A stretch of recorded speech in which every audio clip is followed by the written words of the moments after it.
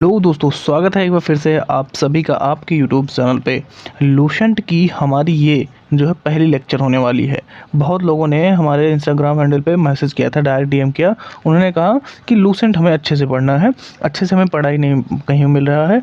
और Lucent maximum लोगों ने, आप लोग को एग्री करेंगे मुझसे कि मैक्सिमम लोग लूसेंट तो लेते हैं। जितने लोग कंपटीशन में होंगे आप लोग के पास लूसेंट होगा, ठीक है। चाहे ऑब्जेक्टिव हो या आपका डिस्क्रिप्टिव हो, दोनों जो है आपका डिटेल से जो है रखा हुआ होगा। कभी आपने कोशिश किया होगा, 1 दिन 2 दिन 4 दिन 10 दिन पढ़ा होगा, फिर बंद करके रख दिया होगा। लोग पढ़ते नहीं हैं। तो आपको बस यही चीज़ें यहाँ करना है कि वीडियो को देखना है, लूसेंट लिए रहना है। जो चीज़ यहाँ मैं बताऊँगा इसको हाईलाइट करिए, इसे याद करिए, बस उसे याद करना है, पढ़ना है और बस सुनते रहिए ध्यान से।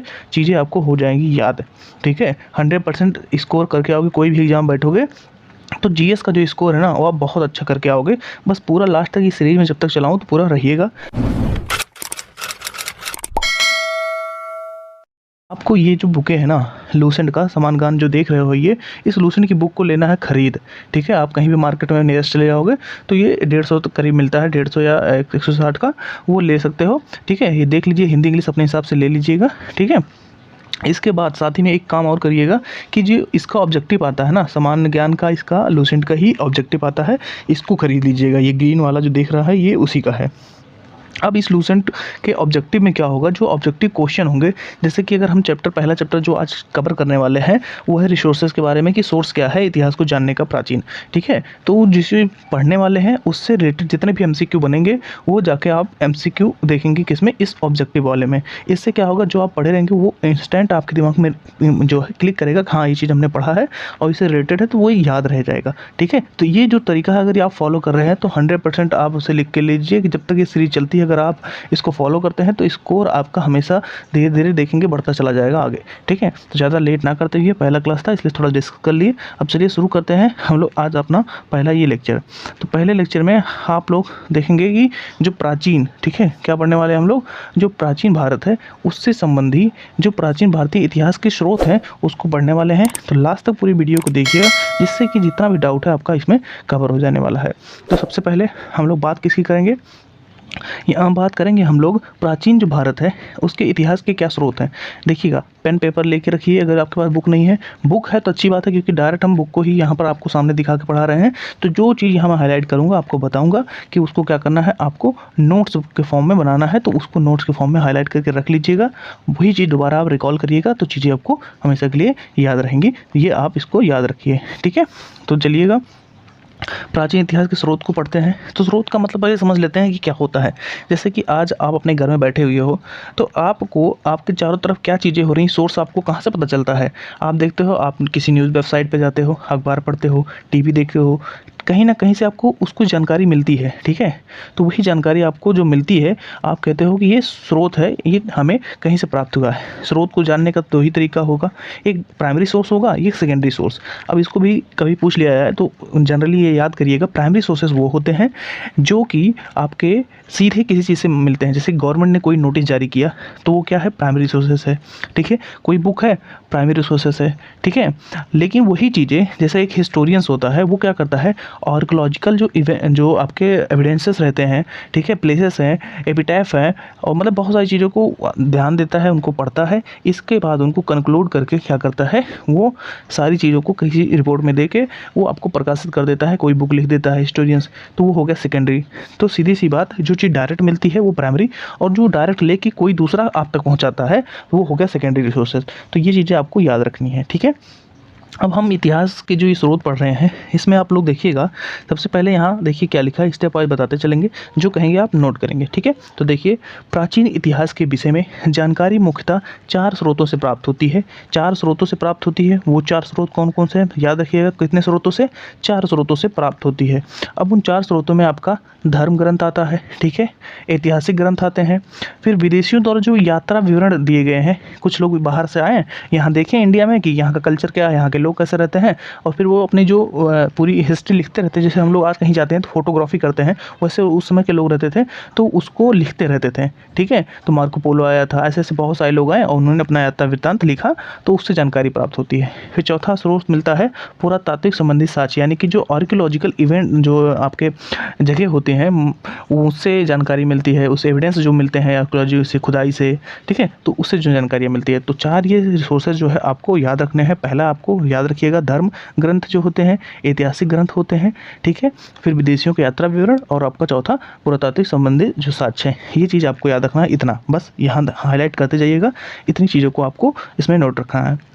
फिर इसके बाद देखिए, सबसे पहले हम शुरुआत करेंगे धर्म ग्रंथ की। यहाँ पर इस धर्म ग्रंथ को जब पढ़ेंगे, धर्म ग्रंथ यो ऐतिहासिक ग्रंथ, ठीक है, इनसे मिलने वाली महत्वपूर्ण जानकारियाँ क्या हैं और धर्म ग्रंथ कौन से थे, कैसी थी, उसके बारे में देखिएगा। तो आप लोग बुक देखते रहिएगा, उसमें जो है हाईलाइट पॉइंट करते रहिएगा, जो चीज़ें आपको इंपॉर्टेंट लगेगी उसको यहाँ पर नोट करिएगा, ठीक है। अगर बुक नहीं है, बुक है तो उसी में हाईलाइट कर लीजिएगा, और भी एडिशनल जानकारियाँ जो आपको दी जाएगी उसको भी आप नोट रखेंगे, ठीक है। तो पहला पॉइंट आप लोग यहाँ पर देखेंगे। पहला पॉइंट आपको क्या कहता है, यहाँ पर ध्यान से देखिए, भारत का सर्व प्राचीन धर्म ग्रंथ है वेद, ठीक है। तो सबसे प्राचीन धर्म ग्रंथ कौन सा है, वेद है, ये आपको याद रखना है, ठीक। इसके संकलनकर्ता जो थे, ठीक है, संकलनकर्ता का मतलब कि जिसने इसको क्या किया है, निर्माण नहीं किया है, बस इसको इकट्ठा कर दिया है। तो महर्षि कृष्णद्वैपायन वेदव्यास जो थे, इसके क्या थे, महर्षि जो थे कृष्ण, उन्होंने इसको क्या किया, संकलित किया था। तो इस चीज़ को याद रखेंगे, महर्षि कृष्णद्वैपायन वेदव्यास को इसका संकलनकर्ता माना जाता है, ठीक है, क्योंकि वेद माने जाते हैं कि इसका कभी निर्माण नहीं हुआ है, ये हमेशा से चला आ रहा है, ठीक है। तो ये चीज़ें आप याद रखेंगे। वेद जो है, ठीक है, वसुधैव कुटुंबकम का उपदेश देते हैं, ठीक है, जैसे कि इंडिया भी यही चाहता है कि वसुधैव कुटुंबकम, ठीक है। तो याद रखेंगे, वेद वसुधैव कुटुंबकम का उपदेश देता है। तो सबसे पहले ये याद कर लिया आप लोगों ने कि वेद व्यास क्या होता है, ये चीज़ नोट रखेंगे। भारतीय परंपरा, ठीक है, भारतीय परंपरा वेद को नित्य और अपौरुषेय मानता है। अपौरुषेय मतलब ये कभी किसी के रूप में वो शुरू से चला आ रहा है, ठीक है, ये चीज़ें याद रखेंगे। वेद 4 हैं, ये इंपॉर्टेंट चीज़ यहाँ पर आप देखेंगे, कितने वेद हैं, 4 वेद हैं, ये यहाँ नोट करेंगे। पहला तो अपने धर्म ग्रंथ वेद माना, फिर उसको किसने संकलित किया था वो देखा, फिर वेद अब 4 कौन, ऋग्वेद, यजुर्वेद, सामवेद और अथर्ववेद को मानते हैं, ठीक है। अब इन चारों वेदों को जब आपस में मिला दिया जाता है तो इसे हम संहिता कहते हैं, ठीक है। तो याद रखेंगे, संहिता किसे कहते हैं, संहिता होता है जब चारों वेदों को मिला दिया जाता है, ठीक। यहाँ तक इतनी चीज़ें आपको कन्फर्म हो चुकी होंगी। अब आगे बढ़ते हैं। अब हम लोग सबसे पहले देखेंगे 4 वेदों में से पहला हमारा होगा ऋग्वेद, ठीक है। अब ऋग्वेद की बात हम लोग करें तो देखिएगा, ऋचाओं के क्रमबद्ध ज्ञान के संग्रह को ऋग्वेद कहते हैं। ऋचाएँ होती हैं, जैसे हमारे बुक में चैप्टर्स होते हैं, लेसन्स होते हैं, ठीक है, उसी तरह से ऋचाएँ होती हैं, ठीक है। तो ऋचाओं के जो क्रमबद्ध ज्ञान है, जैसे विज्ञान हम पढ़ते हैं ना, तो विज्ञान जैसे वो भी क्रमबद्ध ज्ञान ही होता है ना, तो उसी तरह से ऋचाओं के जो क्रमबद्ध ज्ञान है, उसके जो संग्रह है, उसे हम क्या कहते हैं, तो उसी को हम वेद कहते हैं, जो है ऋग्वेद, ठीक है। ऋचाएँ किसमें है, ऋग्वेद में है, तो याद रखेंगे, ठीक है। अब इसमें कुछ इंपॉर्टेंट फैक्ट्स हैं, तो उस फैक्चुअल चीज़ों को याद रखेंगे, नोट करेंगे। तो संग्रह को ऋग्वेद कहते हैं, ये अपने नोट कर लिया। आपके इसमें टोटल 10 मंडल हैं, याद रखेंगे। 1028 जो सूक्त हैं, ये याद रखेंगे, ठीक है।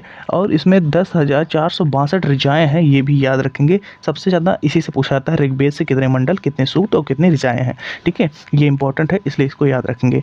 वेद के ऋचाओं के, ठीक है, वेद के जो ऋचाएँ होती हैं, ऋचाओं को पढ़ने के लिए, ठीक है, ऋषि को, जो इसके ऋषि होते हैं, जिन ऋषियों द्वारा वेद की ये ऋचाएँ पढ़े जाते थे, उन्हें होत्री कहते थे, ठीक है। तो इसको याद रखेंगे। होत्री कौन होता था, होत्री वो होता था जो ऋचाएँ होती थी वेद की, ठीक है, यानी किस वेद की, जो आपके ऋग्वेद है, इसकी ऋचाएँ को पढ़ने के लिए जो ऋषि होते थे उन्हें होत्री कहा जाता था, ठीक। अब आगे देखिएगा आप लोग, इस वेद के आर्य, इस वेद से जो आर्य हैं, आर्य के राजनीतिक प्रणाली, ठीक है, इतिहास, ईश्वर की महिमा के बारे में जानकारी मिलती है, ठीक है। इसका क्या तात्पर्य है, इसका तात्पर्य ये है कि जो आर्य थे, ठीक है, जो मध्य एशिया से आए हुए थे, उनकी राजनीतिक व्यवस्था कैसे थी, उनका क्या इतिहास था, ईश्वर के बारे में वो क्या जानते थे या क्या समझते थे, क्या उनकी भावनाएं थी, उन सारी चीज़ों की जानकारी किससे मिलती है, वेदों से मिलती है। ये इंपॉर्टेंट है, आपको याद रखना है, ठीक है। विश्वामित्र द्वारा रचित, ठीक है, विश्वामित्र द्वारा रचित ऋग्वेद के 3रे मंडल में, ठीक है, सूर्य देवता सावित्री को समर्पित गायत्री मंत्र है, ठीक है। तो ये याद रखेंगे, सूर्य देवता को, ठीक है, सूर्य देवता जो सावित्री हैं, ठीक है, सूर्य देवता सावित्री को समर्पित क्या है, गायत्री मंत्र। तो सीधा क्वेश्चन पूछा जाता है कि गायत्री मंत्र किसमें है, तो याद रखेंगे जो आपका ऋग्वेद है उसका संबंध गायत्री मंत्र से है, ठीक है। ऋग्वेद में ही आपके गायत्री मंत्र मिलते हैं। इसके 9वें मंडल में, ठीक है, किसके, इसके 9वें मंडल में सोम, ठीक है, देवता जो सोम है उसका उल्लेख मिलता है। तो ये भी याद रखेंगे, 9वें मंडल में क्या आपको मिलता है, सोम देवता का उल्लेख मिलता है, ठीक है, क्योंकि ये भी चीज़ें पूछी जाती हैं तो ये भी नोट करेंगे। फिर इसके बाद आता है, आगे देखिएगा, इसके 8वें मंडल में, ठीक है, जो इसका 8वां मंडल है, इसकी हस्तलिखित ऋचाओं को लिख कहा जाता है, ठीक है। क्या कहा जाता है, लिख कहा जाता है। लिख क्या होता है, तो हस्तलिखित जो ऋचाएँ हैं 8वें मंडल की, उसको लिख कहते हैं। फिर इसके बाद आगे देखेंगे, जो आपका चतुर्सुवर्ण समाज है, ठीक है, यानी कि 4 समाजों जो बटे हुए हैं, ठीक है, उस समय जो बटी हुई थी, ठीक है, समाज की कल्पना आदि किससे मिलते हैं, इसका भी स्रोत क्या है, आपके ऋग्वेद के 10वें मंडल में वर्णित है, ठीक है, पुरुष सूक्त है। जो पुरुष सूक्त वर्णित है, तो ये पूछा जाएगा पुरुष सूक्त किसमें वर्णित है, तो जो आपका ऋग्वेद है उसके 10वें मंडल में पुरुष सूक्त का वर्णन है, जिसके अनुसार 4 वर्णों को बांटा गया है। 4 वर्ण कौन कौन से हैं, आपका ब्राह्मण, क्षत्रिय, वैश्य और शूद्र, ठीक है। तो याद रखेंगे, इस हिसाब से आपको 4 वर्णों पूछा जा सकता है, तो 4 वर्ण ब्राह्मण, क्षत्रिय, वैश्य, शूद्र को आप याद रखेंगे, ठीक। जो भी इंपॉर्टेंट चीज़ें आपकी ऋग्वेद से थी, इतनी चीज़ें थी, ठीक है। तो और कुछ थोड़ा सा है इसमें देखेंगे आप लोग। तो यहाँ देखिएगा, जो 52वां अवतार है, ठीक है, 52 अवतार मतलब एक 52 की संरचना रूप धारण करके श्री कृष्ण ने, या ऐसे देखें तो विष्णु जी ने अवतार लिया था और 3 पग में पूरा नाप लिया था, पूरा ब्रह्मांड नाप लिया था, ठीक है। राजा बलि ने कहा था कि आप 3 पग अपना ले सकते हैं, उस वाली जो मूवी सीरियल या जो भी आपने देखा तो होगा, तो याद होगा क्या हुआ। उसका जो प्राचीनतम स्रोत मिलता है वो किससे मिलता है, तो ऋग्वेद से ही उसकी जानकारी मिलती है, तो ये भी याद रखेंगे, ठीक है। ऋग्वेद में इंद्र के लिए 250 तथा अग्नि के लिए 200 ऋचाओं की रचना की गई है। तो जब भी पूछा जाए अग्नि के लिए कितने, तो 250, और इंद्र के लिए 250 और अग्नि के लिए टोटल 200 ऋचाओं का मतलब इसमें रचना की गई है ऋग्वेद में आपके, ठीक है। चलिएगा, अब आगे हम लोग देखेंगे, हम नोट एक यहाँ दिखा दिया हुआ है, लूसेंट देखिए ध्यान से बुक ले लीजिए जितने लोगों ने नहीं लिया है, और लेके इसी तरह से पढ़ते रहिए, जो इंपॉर्टेंट चीज़ें हैं बताते रहेंगे, उसको नोट करिएगा। प्राचीन इतिहास के साधन के रूप में वैदिक साहित्य में ऋग्वेद के बाद जो है शतपथ ब्राह्मण का स्थान आता है। तो ऋग्वेद के बाद शतपथ ब्राह्मण जो है उसका स्थान आता है, तो ये चीज़ें याद रखेंगे, ठीक है। आगे इन सब चीज़ों के बारे में हम लोग उपनिषद क्या होते हैं, पुराण क्या होते हैं, आगे पढ़ेंगे। अभी हम लोग पहले वेद को ख़त्म करते हैं, ठीक है। अब देखिएगा, यहाँ हम लोग देखेंगे अब यजुर्वेद, ठीक है। हम लोगों ने सामवेद देख लिया, अब यजुर्वेद की बारी है। सरस्वर पाठ के लिए मंत्रों, ठीक है, सरस्वर पाठ के लिए मंत्रों तथा बलि के समय अनुपालना, ठीक है, जो अनुपालन किया जाता है, नियम कानून, बलि के समय अनुपालन के लिए नियमों का संकलन यजुर्वेद कहलाता है, ठीक है। बलि के समय जो अनुपालन नियम कानून होते हैं, सरस्वर पाठ के लिए जो मंत्र होते हैं, उनका जो संकलन होता है वो यजुर्वेद कहलाता है। तो यजुर्वेद में क्या क्या है, बलि के समय जो अनुपालन होते हैं वो हैं, ठीक है। तो ये चीज़ें याद रखेंगे, ठीक है, इसको रटने की जरूरत नहीं है, ये सब नहीं पूछा जाता है, जो इंपॉर्टेंट है वो बताते हैं, बस ध्यान से पढ़ते रहिएगा आप लोग। इसकी जो पाठ करता है, यानी कि जो इसे पढ़ता है, उसे अधर्यु कहते हैं, ठीक है। ये चीज़ें पूछी जाती हैं। तो जो आपका अथर्ववेद है, इसके पाठकर्ता को क्या कहते हैं, अधर्यु कहते हैं, ठीक है। तो ये चीज़ें इंपॉर्टेंट हैं, ये पूछी जाएंगी, तो नोट रखेंगे।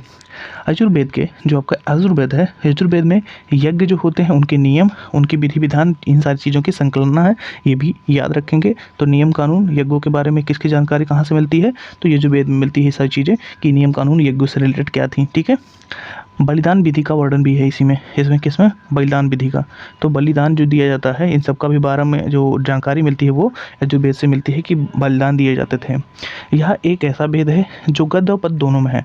गद्य और पद्य दोनों में होने का मतलब, जैसे हम लोग नॉर्मली जब बुकें पढ़ते हैं तो हम लोग को क्या देखते हैं, गद्य या पद्य दोनों अलग अलग में पूछा था ना, गद्यांश इस गद्यांश से, इस पद्यांश के अनुसार, इस पद्यांश के इस चैप्टर से लिया गया, ऐसे हम लोग लिखते थे ना, संदर्भ प्रसंग व्याख्या ऐसे करते थे। तो गद्य पद्य 2 भाषाएं होती हैं, एक संस्कृत से मिलती जुलती है, एक नॉर्मल हिंदी की तरह मिलती है। थोड़ा जो संस्कृत वाला होता है वो जो है आपको पद्य वाला थोड़ा हार्ड हो जाता है, ठीक है।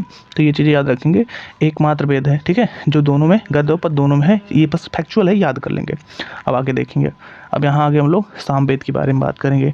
सामवेद, ठीक है, सामवेद की बात करें तो सामवेद का शाब्दिक अर्थ है गान, ठीक है। इसी में हम लोग को गाने के बारे में जानकारी मिलती है, इसी से याद रखेंगे। साम मतलब गान होता है, तो गाने से, म्यूजिक से संबंधित जो जानकारियाँ हैं वो सामवेद से मिलती हैं, तो याद रखेंगे, इसका अर्थ गान होता है, ठीक। इस वेद में, ठीक है, किसमें, इस वेद में मुख्यतः यज्ञों के अवसर पर गाए जाने वाले ऋचाओं, ऋचाएं मतलब मंत्र ही, ऋचाओं का संकलन है, ठीक है, ऋचाओं का संकलन है। किस चीज़ का संकलन है? जो यज्ञ के समय गाने गाए जाते थे, मंत्र के उच्चारण कहते थे, उनका संकलन है।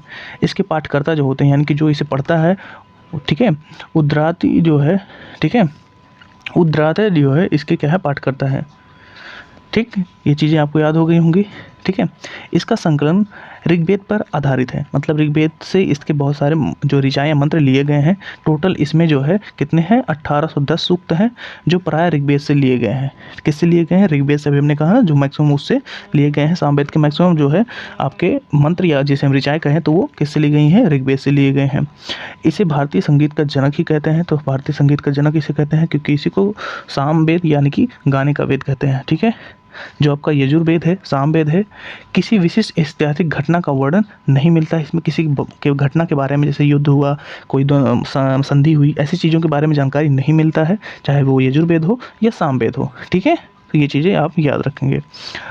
हालांकि जो आपके ऋग्वेद है उसमें ऐसी चीज़ें मिलती हैं, घटनाएं, लेकिन यजुर्वेद सामवेद में नहीं, क्योंकि यजुर्वेद सब विधि नियम कानून बताता है, सामवेद गानों से संबंधित है, तो ये याद रखेंगे। नेक्स्ट आपका आता है आपका अथर्व जो वेद है, ठीक है, सबसे लास्ट वेद है अथर्ववेद, ठीक है। अथर्ववेद जो है अथर्वा ऋषि द्वारा रचित है। इस वेद में कुल 731 मंत्र हैं। किस ऋषि द्वारा? अथर्वा ऋषि द्वारा रचित है। कुल 731 मंत्र है, ठीक है। लगभग जो 6000 पद हैं इसमें है, तो ये याद रखेंगे, लगभग 6000 पद इसमें है।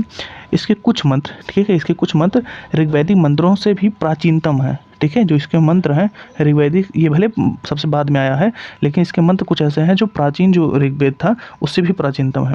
औषधियों का उल्लेख सबसे पहले जो आपका अथर्ववेद है इसमें मिलता है, मतलब जो मेडिसिन्स कहलाती हैं, औषधि हैं, उनका उल्लेख इसी में मिलता है। तो याद रखेंगे, औषधियाँ जो है उसका उल्लेख इसी में मिलता है, ठीक है। प्राचीनतम कुछ ऋचाएँ हैं, कुछ मंत्र हैं इसमें, ये भी याद रखेंगे, अथर्ववेद की बात है। जो जादू या टोने टुटके होते हैं, अंधविश्वास होते हैं, उन सब का भी वर्णन इसी में मिलता है। तो देखिएगा, ऐतिहासिक दृष्टि अथर्ववेद का महत्व इस बात में है कि इसमें समान मनुष्यों के विचारों तथा अंधविश्वासों का वर्णन मिलता है। उस समय के मनुष्य, या आज भी अगर कहें तो मनुष्य में बहुत सारी धारणाएं होती हैं, भूत प्रेत चुड़ैल या जादू टोना टोटका, तो वो सब जो मनुष्य की समान विचारधाराएं थी, उनके अंधविश्वास से, उनका वर्णन किसमें मिलता है? अथर्ववेद में मिलते हैं, ठीक है। तो ये चीज़ याद रखेंगे। पृथ्वी सूक्त अथर्ववेद का प्रतिनिधित्व सूक्त, ठीक है, सूक्त माना जाता है, ठीक है। तो ये चीज़ कोई इंपॉर्टेंट ज़्यादा नहीं है। इसमें मानव जीवन के सभी पक्षों, गृह निर्माण, ठीक है, कृषि की उन्नति, व्यापारिक मार्गों का गहन यानी कि खोज, ठीक है, रोग निवारण, समन्वय, विवाह, ठीक है, इसके साथ ही आपका प्रणय गीत, राजभक्ति, राजा का चुनाव, बहुत से वनस्पति एवं औषधि, श्राप, ठीक है, श्राप मिलते हैं ना, कहते हैं मैं तुम्हें भस्म कर दूंगा, तो वैसे वशीकरण, ठीक है। इसी तरह से मातृभूमि से प्रेम, तो बहुत सारी घटनाएं जो हैं, इन सब का वर्णन किसमें मिलता है? तो मनुष्य के जो जीवन से संबंधित कितने भी पक्ष होते हैं, जितने भी क्रियाएं होती हैं, चाहे वो रोग से संबंधी हो, मनुष्य के घर बनाने से, कृषि करने से, विवाह से संबंधित हो, या किसी को जादू टोन टुटके से जैसे संबंधित हो, वो सारी जानकारी किससे मिलता है? उसके सारे विवरण मिलता है आपको इसी अथर्ववेद से। तो इंसान के जीवन से संबंधित कौन सा वेद अगर कहा जाए तो वो अथर्ववेद आप सीधे कह सकते हैं, ठीक है। कुछ मंत्र में, ठीक है, कुछ मंत्रों में जादू टोने का वर्णन है, ये चीज़ें याद रखिएगा। जादू टोना कैसे होता है, ये सब चीज़ें भी इसी में है। अभी हमने बताया था, अंधविश्वास और जादू टोने ये सब इसी में वर्णित हैं। साथ ही अथर्ववेद में ठीक है, परीक्षित जो थे, राजा परीक्षित को, ठीक है, राजा थे, वो कुरुओं का राजा कहा जाता है। किसको? अथर्ववेद में परीक्षित जो थे, राजा परीक्षित, उनको कुरुओं का क्या है, राजा कहा जाता है। तो याद रखेंगे ये भी चीज़ें, कुरुओं का राजा किसे कहा जाता है? परीक्षित को कहा जाता है, हो सकता है पूछा जाए। तथा कुरु देश की समृद्धि का अच्छा चित्रण मिलता है। तो कुरु देश कितना समृद्ध था उसके बारे में भी जानकारी इसमें मिलती है, तो ये भी चीज़ें याद रखेंगे, ठीक है। आगे देखिएगा, इसमें सभा समिति, ठीक है, सभा समिति को प्रजापति की 2 पुत्रियां कहा गया है। सभा समिति का मतलब होता है राजा को सलाह देने वाले जो सभा समितियां होती थी, जैसे कि आज के समय में देखा जाए तो हमारा मंत्रिमंडल जैसे होता है, प्रधानमंत्री को सलाह देता है, उसी तरह से सभा समितियां हैं, जिन्हें प्रजापति की क्या बताई गई हैं? 2 पुत्रियां बताई गई हैं। यह क्वेश्चन बहुत बार पूछा जा चुका है परीक्षाओं में, ठीक है, तो याद रखेंगे। वेद की भी कई शाखाएं हैं, ठीक है, जो वैदिक अध्ययन और व्याख्या से जुड़े विभिन्न दृष्टिकोणों का प्रतिनिधित्व करती हैं। तो जो वेद है उसकी भी कई शाखाएं हैं, वेद से भी कई चीज़ें निकल के आती हैं। अब देखोगे एक समय बाद ऐसा आपको भी आगे पढ़ने को मिलेगा, नेक्स्ट चैप्टर में डिस्कस करेंगे कि वेद को पढ़ने के लिए भी छोटे छोटे पार्ट इसके बनाए गए हैं, जिससे कि वेद को समझा जाए, क्योंकि वेद सब नहीं पढ़ सकते थे, बहुत क्लिष्ट उसकी भाषाएँ थीं, ठीक है। तो ये चीज़ें याद रखेंगे, ठीक है। आगे देखें हम लोग, आगे है साकल शाखा, ठीक है। साकल जो शाखा है ऋग्वेद से जुड़ी एकमात्र जीवित शाखा है। तो अगर साकल शाखा के बारे में पूछा जाए तो साकल शाखा आप बताएंगे किससे, ऋग्वेद से जुड़ी एक शाखा है।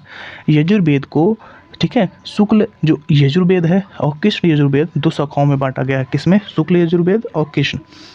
जैसे शुक्ल पक्ष जो है आपका कृष्ण पक्ष होता है, उसी तरह से याद रखेंगे आप, शुक्ल और कृष्ण यजुर्वेद दो शाखाएं हैं यजुर्वेद की, ठीक है। मध्यान्ही और कानव शुल्क जो है, जो आपका शुक्ल यजुर्वेद है, तथा वाज्यसेन संहिता की शाखाएं हैं। तो ये सारी चीज़ें ज़्यादा इंपॉर्टेंट नहीं है आपको, तो इन सब चीज़ों को ज़्यादा आपको ध्यान देने की बात नहीं है, ठीक है। तो आज का जो हमारा ये चैप्टर है यहीं पर हम लोग करते हैं समाप्त, और देखेंगे हम लोग इसके नेक्स्ट पार्ट में कि आगे क्या होता है। इसके वेदों को समझने के लिए हम लोग डिस्कस करेंगे उस समय कि हमारे जो ब्राह्मण हैं, आर्यक हैं और हमारे उपनिषद हैं, इन सब को बारे में पढ़ेंगे, वेदांग पढ़ेंगे, ठीक है। तो आगे मिलते हैं नेक्स्ट वीडियो में। तब तक के लिए जय हिंद, जय भारत, और रिवीजन करते रहिए। धन्यवाद।